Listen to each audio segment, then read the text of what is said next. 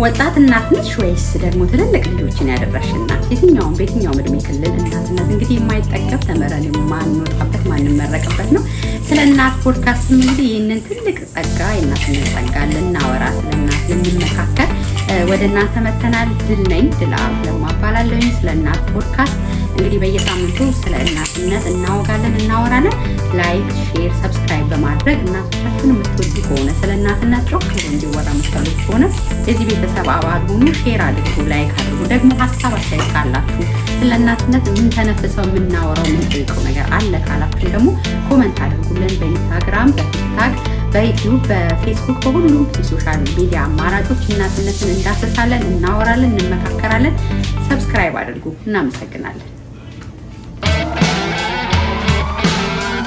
ስለ እናት ፖድካስትን ሰብስክራይብ ሼር አድርጉ።